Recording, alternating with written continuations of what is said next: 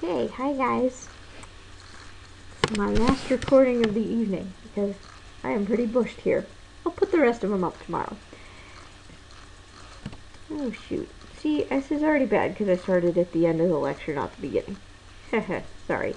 So this is the first, this is the first lecture of two where I'm going to talk about energy and energy generation. So the first thing we're going to talk about is energy in and of itself, and energy exchanges, and what forms it can take and how it changes from one form to another. Next we're going to talk about ATP production. So first, starting by talking about energy. From a physical standpoint, energy is just the capacity to cause any kind of change. So there are several different types of energy. There's kinetic, which is associated with motion. There's thermal or heat, which is a specific type of kinetic energy that's associated with sort of this random movement of molecules. Potential energy. Potential energy is energy that's tied up in a particular compound because of where it is or how it's shaped. Chemical energy is this potential energy that's available for release during a particular chemical reaction. So you can kind of see that chemical energy is like a subheading of potential energy. Thermal energy is almost like a subheading of kinetic energy. And finally, light energy is the physical energy that's contained in photons or light particles. The reason I'm talking about these different kinds of energy is that there's a really important point in here, and that is that energy can be converted from one of these forms to another. So the idea of changing energy is dictated by two different laws called the two laws of thermodynamics, or the first and second law of thermodynamics. The first law states that energy can be transferred from one molecule to another. It can be transformed from one form to another, but it can't be created out of thin air, and it can't be destroyed. The second law of thermodynamics states that every time you transfer energy or you transform it, some of it's unstable and it's lost, usually as thermal energy. So I really love this diagram because it's brutally vivid. But the good folks at the Scott Freeman publishing group there have very classily labeled this as chemical energy, but it's in fact a dead thing. And this cheetah is eating the what we'll politely call chemical energy. It's going to then, once it's inside the cheetah, be transformed into potential energy in the form of ATP. We talked about ATP previously as this nice little shuttle, these individual units of energy that cells can use to perform cellular functions. We're going to learn how exactly that works, why it's good at being an energy shuttle, and how it's made later in this lecture and in the next one. Once this potential energy is made by the cheetah, you can see here being transformed on a whole animal level into kinetic energy, and that some of this is being lost as heat as the cheetah is raising its own body temperature. On an ecosystem level, one thing we can do to take this back further is we can say that the original energy that here is being lost as heat entered this ecosystem by being associated with photons, with light energy. The grass in the background took that, converted it into carbohydrates by a process called photosynthesis, and the former fuzzy creature, now chemical energy, ingested the grass, took that energy that the plants had made into glucose, and then became the cheetah's chemical energy, which then became the cheetah's potential energy, the cheetah's kinetic energy, and ultimately the cheetah's thermal energy. Okay, so a quick word about biological order and disorder. spontaneous processes increase disorder, and non-spontaneous processes are going to require energy. We have this nice picture that I really love. To put this into perspective, this requires energy. This does not. As a parent of a 3-year-old, I assure you, this can happen in the blink of an eye for no apparent reason whatsoever, and seemingly with very little effort. This, you can say, has quite a bit more disorder than this. Going from this state, this disordered state, into this state, however, is tedious, takes a very long time, and certainly does not happen spontaneously, and often requires some sort of threatening or bribery or something of that sort. Anyway, we can go back from this ordered state into this disordered state in yet another blink of an eye, but that's a tangent I don't need to go on right now. Biological systems, cells in particular, they tend to create very nice ordered structures from less ordered material. On an ecosystem level, energy is going to flow in the form of light energy, flow in the form of photons, and it's going to leave in the form of heat. Every process that a biological entity does in between is going to require some form and some version of that energy that originally came in as light and left as heat, and ultimately will leave as heat. Okay, so a pictorial image of this, if the Cheeto was not pleasing. Another way we can think about this is we have energy coming in. It's going to be converted into actual carbon-based compounds that other life forms can take up by photosynthesis. That would be happening again in some kind of photosynthetic organism, such as this bunch of carrots right here. These the photosynthetic organisms are typically going to turn this energy through photosynthesis, produce glucose as a byproduct, and store that energy in the glucose molecule.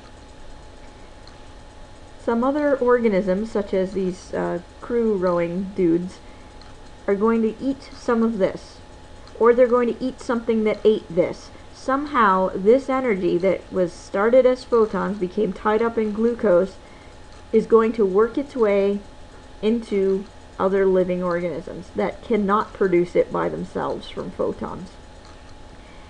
Those other living organisms ultimately are going to take that energy and they're going to turn it into ATP, either by cellular respiration or by fermentation. We're going to talk about this now and this next time. Before we talk about how exactly that works, I want to introduce a concept called redox reactions, and this is shorthand for saying reduction oxidation reactions. Redox reactions involve transferring electrons. The reason I'm bringing them up now is that redox reactions are critical to ATP formation. Redox reactions are always coupled. Every time something loses something, in this case an electron, something else has to pick it up. An electron doesn't disappear from one molecule, isn't donated by one molecule and then just disappear into thin air. It's taken up by another one.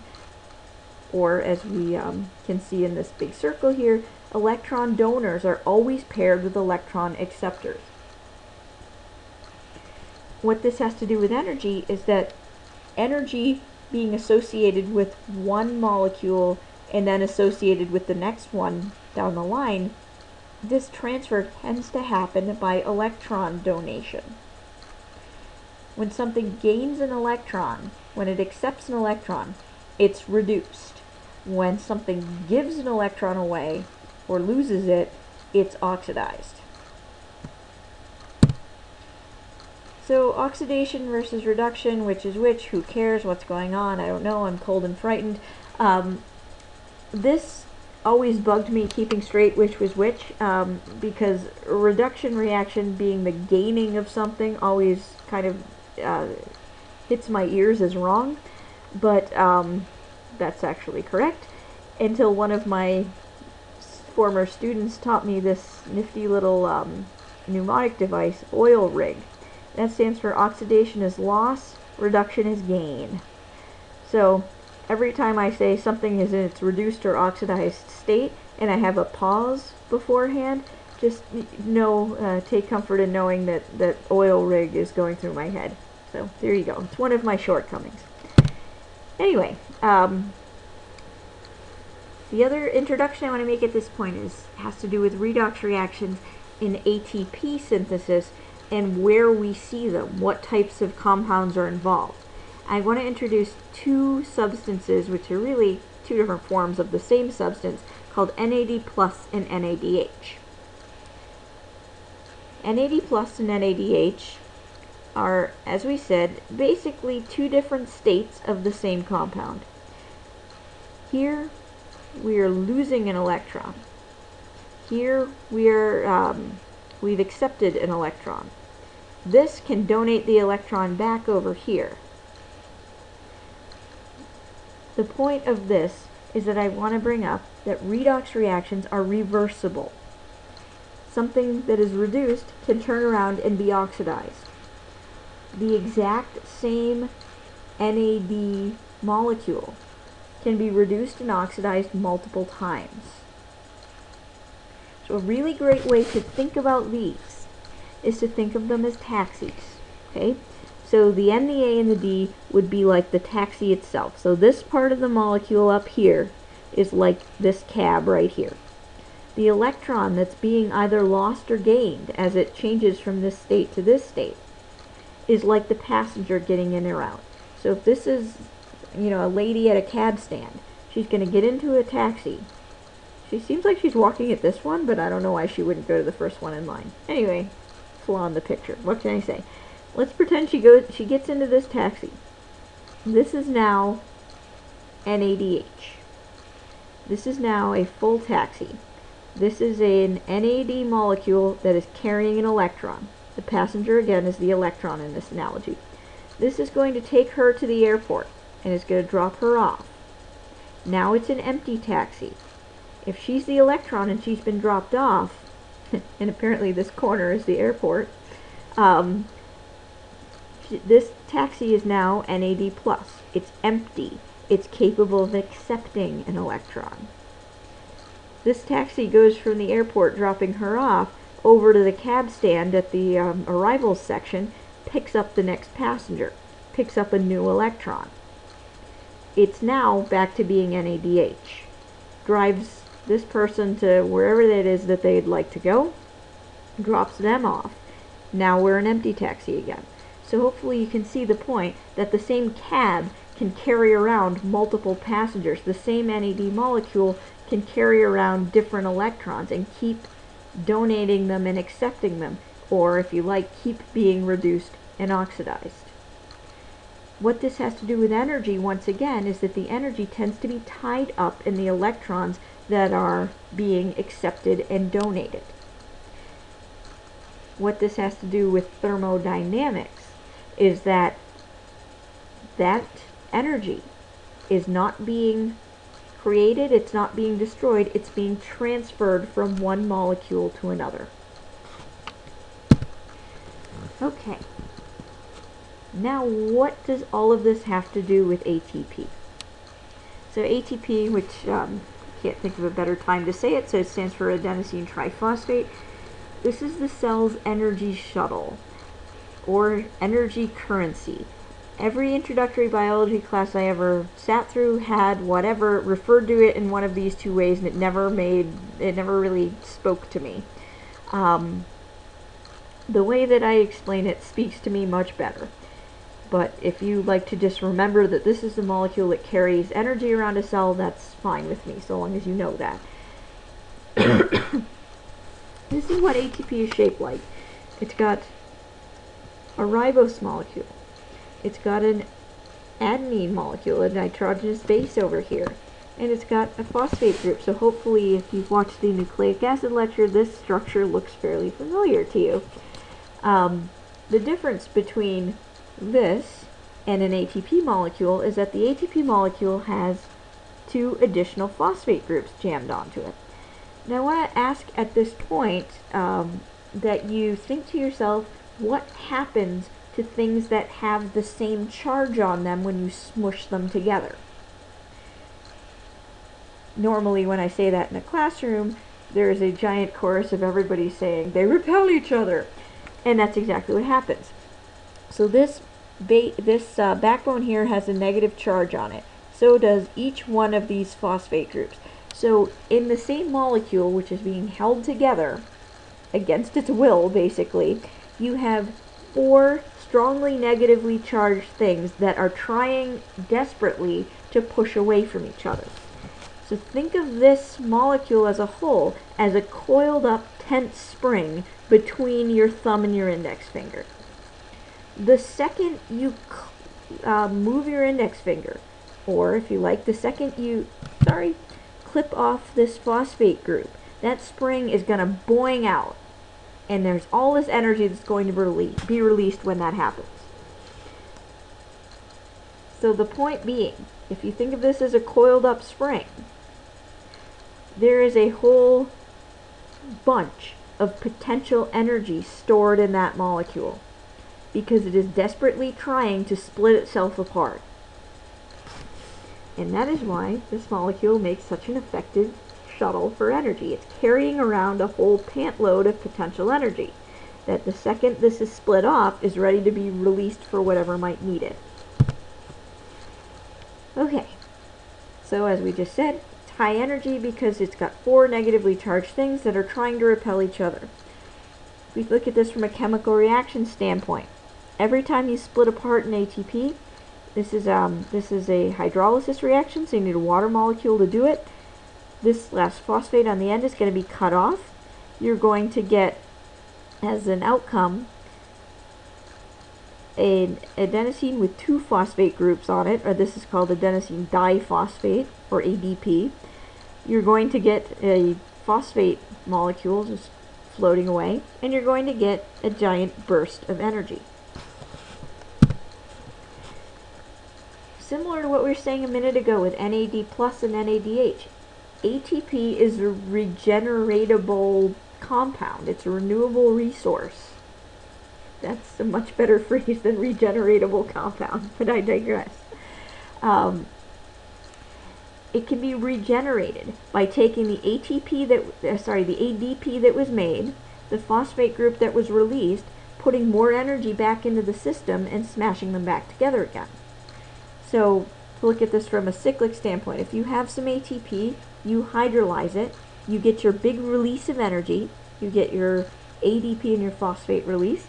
If you can from somewhere else, if you've eaten more carrots, if you've gotten more glucose, if you've clipped more glucose out of your glycogen bank, if you like, you can have another bit of energy put back into the system, which is through a lengthy process we're about to learn in a few minutes, can smash this ADP and this phosphate back together and make you a new ATP molecule. So same adenosine, same 2 phosphates that can gain and lose the 3rd phosphate based on whether they're taking more energy in or smushing more, or what's the word I've been using? I think it was boinging more energy out. Okay, so the first of the 2 processes by which we can make ATP is cellular respiration. Cellular respiration has 4 steps to it, and in this particular video file we're going to talk about the first 3. The last one, plus the other process, fermentation, by which you can make ATP, we're going to talk about in a subsequent video file. So the first 3, the processes in cellular respiration are glycolysis, pyruvate processing, citric acid cycle or Krebs cycle, and electron transport. So if we look at this from a kind of a linear standpoint,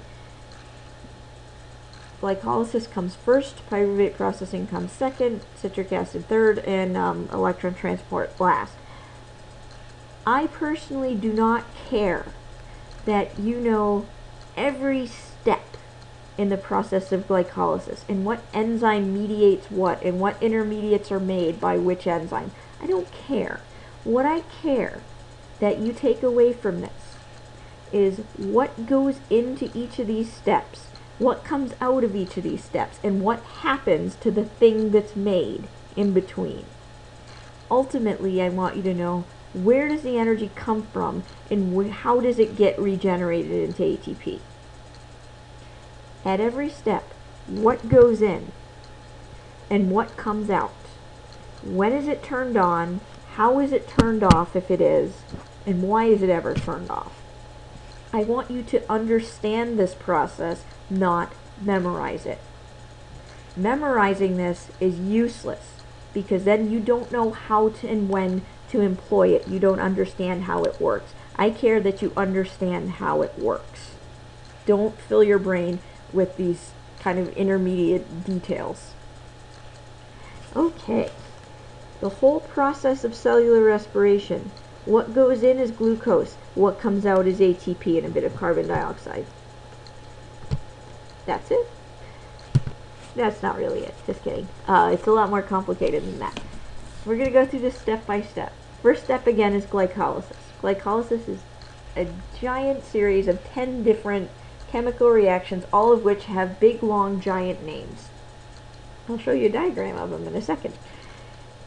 What I want you to know is that glycolysis happens in two phases, and the first is called the energy investment phase.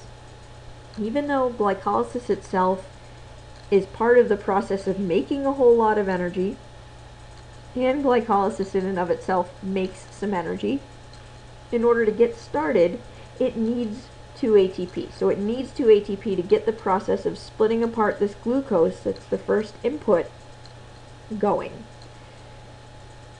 Adding the 2 ATP at first is what's called the energy investment phase. After that, you get to the energy payoff phase. This is where ATP is produced. So you need 2 to get started. You make 4, that gives you a net gain of 2. Every time you put in a glucose molecule you get into glycolysis, you get 2 ATP. Importantly, you also get 2 molecules of NADH. So you get 2 full taxis. 2 molecules of NADH that are carrying electrons that have some energy associated with them. You also get 2 molecules of something called pyruvate. We'll get back to that in the next step. I just want to say first, before we get to the pyruvate, how glycolysis is regulated. As promised, this is a diagram of the 10 steps of glycolysis. Do not fill your head with this. Fill your head with how this process works. What I'm about to point out has to do with this enzyme here called phosphofructokinase. And it has to do with how glycolysis is regulated. If you have a whole bunch of ATP present in your cell, you're going to have a phenomenon called feedback inhibition happen to glycolysis. High levels of ATP inhibit this enzyme right here and prevent it from taking fructose 6-phosphate and turning it into fructose 1,6-bisphosphate. Again, don't fill your head with that crap. What I want you to fill your head with is the idea of high levels of ATP interact with this and stop this process from moving forward. So you don't get all of these reactions happening without this intermediary. And you don't get this intermediary without this reaction happening. The point of having high levels of ATP inhibit this is that ultimately the purpose of glycolysis is to make more ATP, and if you have plenty of ATP, why in the world would you spend your time making more? Okay, so what's made at the end of glycolysis, in addition to the ATP and the NADH, is pyruvate. Once again, as a reminder, glucose is what went into glycolysis. Pyruvate goes into the second step of cellular respiration, and that's called pyruvate processing, funnily enough. Pyruvate goes in, something called acetyl-CoA and carbon dioxide come out. Pyruvate processing is called the linking reaction, and perhaps from the setup of this slide you can see where that comes from. Acetyl-CoA, which is what's made during pyruvate processing, is the input substance for Krebs cycle. Glycolysis is big, long, and complicated, so is Krebs cycle. Pyruvate processing is fairly simple. But the point that I'm trying to get to here is that pyruvate is made during glycolysis, and it's what starts pyruvate processing. Acetyl-CoA is ultimately made, it's what starts Krebs cycle. So these individual steps in respiration are absolutely reliant on each other, because the input for one of them tends to be the output product from the step before it. Okay. The next step that we're going to talk about is Krebs cycle. A point I want to make is that Krebs cycle only happens if oxygen is present. Glycolysis does not care if oxygen is there or not. A take-home point to this is that if Krebs cycle does not happen, electron transport does not happen very efficiently. Since those are the third and fourth steps of cellular respiration, what you could take away from that is that if oxygen is not there, respiration does not happen. So there you go. That's one way that respiration as an entire process is regulated or turned on or off. If there's no oxygen, you can't do it because you can't do this. Okay?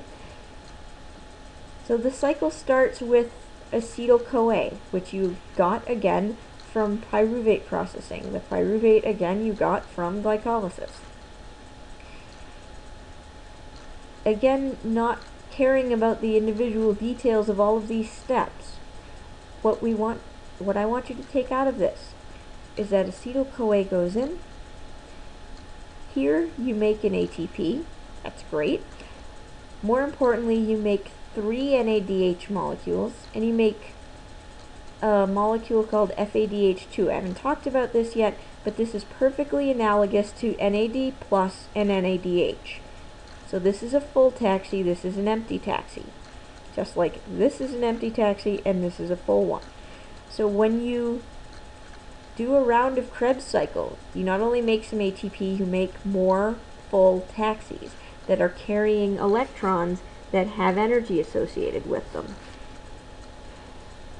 This NADH and FADH2 and this NADH up here, these then proceed to the electron transport chain, which we will again talk about in the next video clip.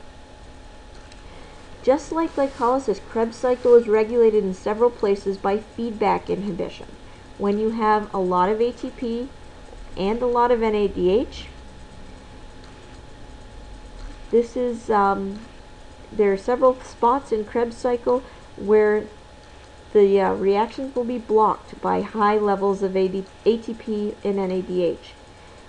In addition to that, and this is a bit different than glycolysis, when you have very little ATP and very little NADH, these reactions are actually sped up and made more efficient, which is pretty cool. There are additional points of feedback inhibition. Don't worry about them. It's a lot of detail. The point is, this cycle can be blocked at many different places. Just like with glycolysis, if you have plenty of energy, you do not want to waste your time making more.